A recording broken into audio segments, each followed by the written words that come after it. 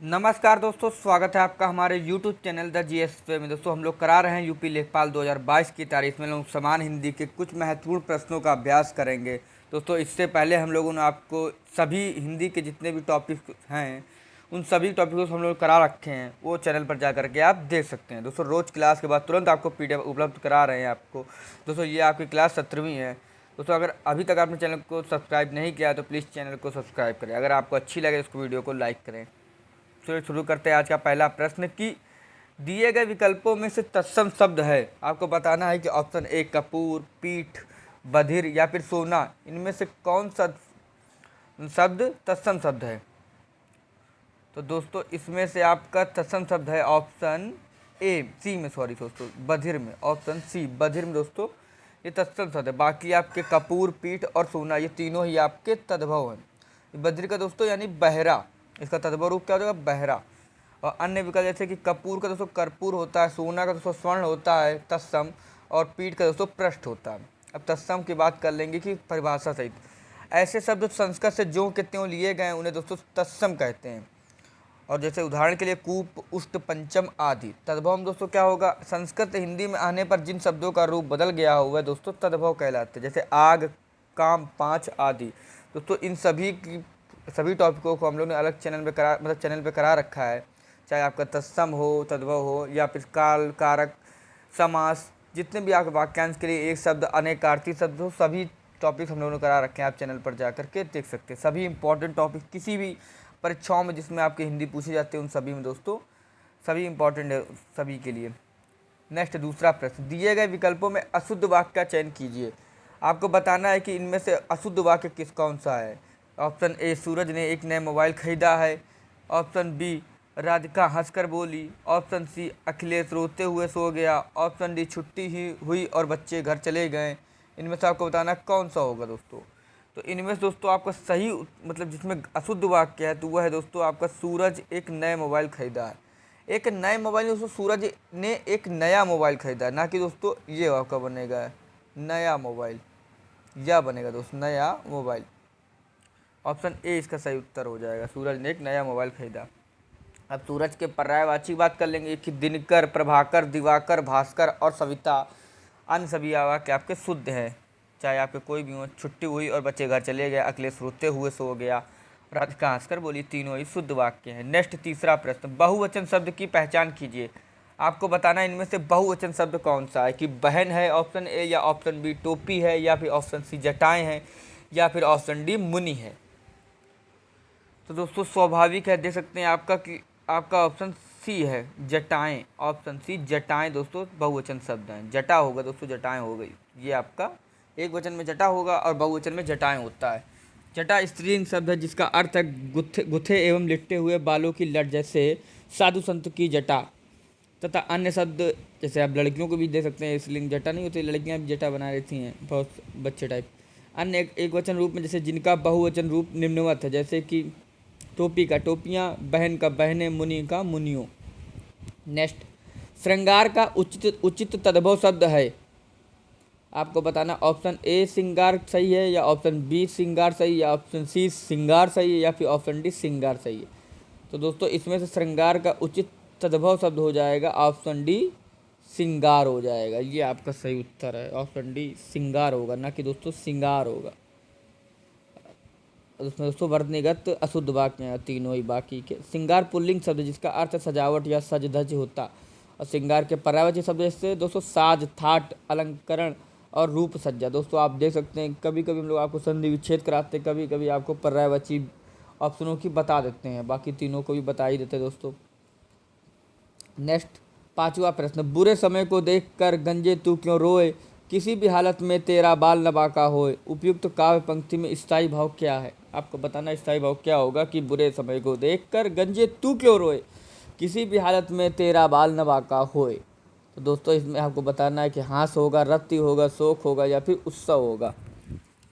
अब दूर से ही पता चल रहा होगा हंसने की बात आ रही, गंजे तू क्यों रोए। ऑप्शन ए इसका सही उत्तर हो जाएगा, हास। तो ये इसका काव्य पंक्ति में हास का संचार हो रहा है, जिस कारण इसका स्थायी भाव हास है। और हास स्थायी भाव हास्य रस का है। इस रस के अंतर्गत वेशभूषा, आकार, शारीरिक चेष्टाएं, वाणी आदि के विकृति को देखकर मन में जो प्रसन्नता का भाव उत्पन्न होता है उसे दोस्तों हास की उत्पत्ति होती है, उसे ही दोस्तों हास रस कहते हैं। अब रति दोस्तों श्रृंगार रस का स्थायी भाव है, शोक दोस्तों करुण रस का स्थायी भाव है और उत्साह दोस्तों वीर रस का स्थायी भाव। पर कभी कभी परीक्षा में आपको डांट पूछ लेता है कि श्रृंगार रस का स्थायी भाव क्या है, तो रति है, करुण रस का शोक, तो उत्साह का दोस्तों वीर रस। नेक्स्ट छठा प्रश्न, इसमें आपको त्रुटि बतानी है, ए बी या फिर सी किसमें त्रुटि है। अगर त्रुटि नहीं है तो आपको ऑप्शन डी लगाना है कि विकास की आर्थिक निर्भरता आवश्यक होती है।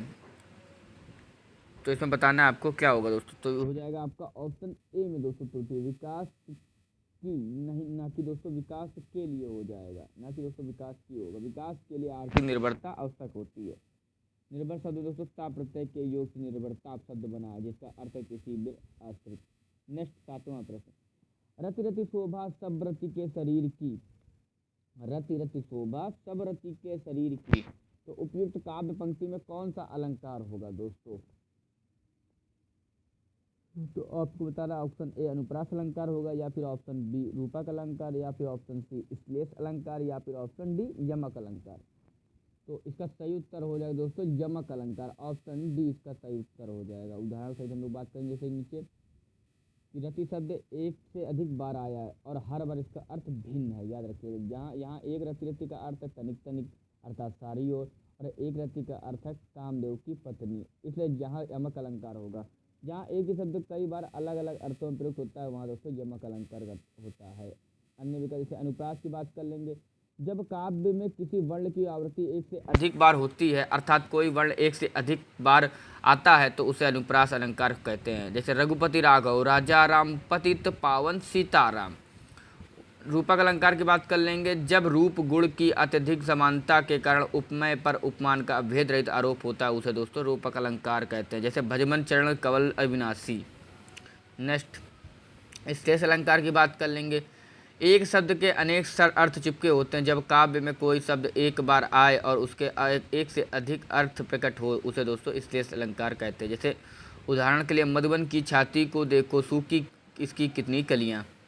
नेक्स्ट आठवां प्रश्न, निम्नलिखित विकल्पों में से मोटे छपे शब्द की शुद्ध वर्तनी कौन सी है, बताना कि देश रक्षा के लिए प्रत्येक नागरिक को उदत्त होना चाहिए, तो कौन सा होगा दोस्तों बताइए आपके। ऑप्शन ए उदात्त होगा, ऑप्शन बी उद्यत होगा, ऑप्शन सी उद्दत होगा या फिर ऑप्शन डी उद्दत्त होगा।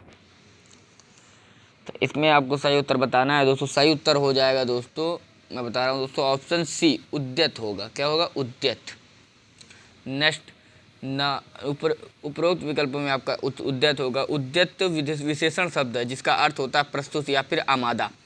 उद्यत शब्द में व्यंजन संधि है और उद्यत के पर्यायवाची शब्द है कटिबद्ध, मुस्तैद, तैयार। अन्य विकल्प जैसे आपके अशुद्ध हैं आपके तीन। 9वां नंबर, महात्मा शब्द में समास बताना है कि कौन सा समास होगा आपका, द्वंद्व समास होगा, द्विगु समास होगा, कर्मधारय समास होगा या फिर तत्पुरुष समास होगा। तो महात्मा शब्द में दोस्तों आपका कर्मधाराएं समास होगा, ऑप्शन सी इसका सही उत्तर हो जाएगा। महात्मा का उचित समास विग्रह है, महान है जो आत्मा अर्थात महात्मा, यह कर्मधाराएं समास का उदाहरण है। जस्ट इसमें भी आपको त्रुटि बतानी, ए बी या फिर सी किस में त्रुटि। अगर त्रुटि नहीं तो आपको ऑप्शन डी लगानी है कि काला अक्षर गाय बराबर। अब दोस्तों ये अगर जिंदगी भर जितने हिंदी पढ़ी हो अगर उसको ये बच्चे को पता होगा दोस्तों, काला अक्षर भैंस बराबर, तो इसमें ऑप्शन बी में दोस्तों त्रुटि है। क्या हो जाएगा, ऑप्शन बी में त्रुटि है, ये आपका सही उत्तर हो जाएगा। काला अक्षर भैंस बराबर, ना कि दोस्तों गाय बराबर, इसका अर्थ होता है अनपढ़।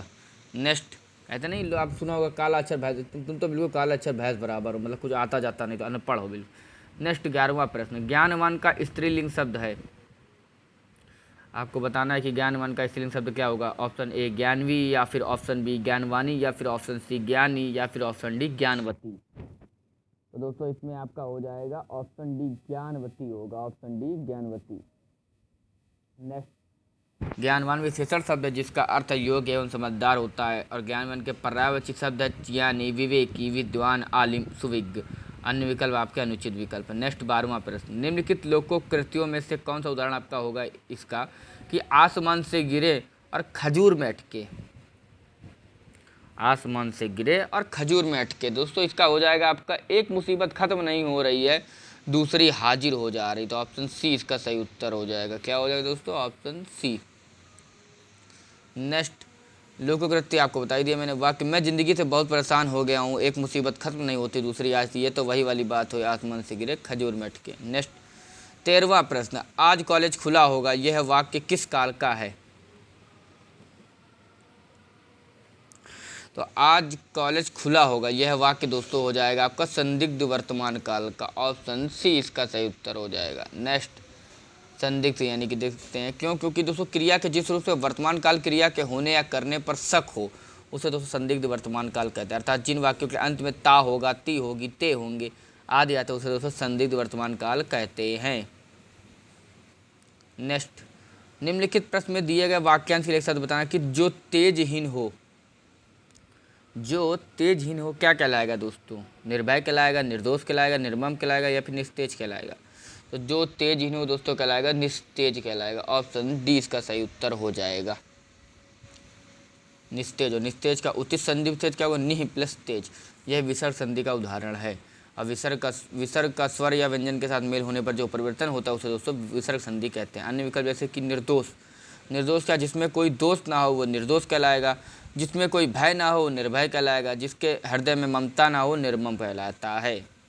नेक्स्ट, 15वां प्रश्न, भौरा फूलों पर मंडरा रहा, ये इस वाक्य के रेखांकित शब्द में कौन सा कारक है?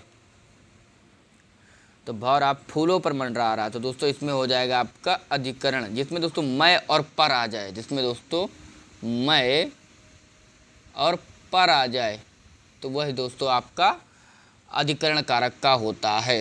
ये दोस्तों मैं कितनी बार बता चुका हूँ आपको, अब किताबों में पढ़ा होगा आपने, जहाँ पे दोस्तों होता है भीतर, अंदर, ऊपर, बीच आदि शब्दों का प्रयोग इस कारक में किया जाता है। याद रखिएगा, इसमें अधिकरण कारक में, अधिकरण कारक में किया जाता है। नेक्स्ट, 16वां प्रश्न, स्तुति शब्द का विलोम शब्द क्या होगा?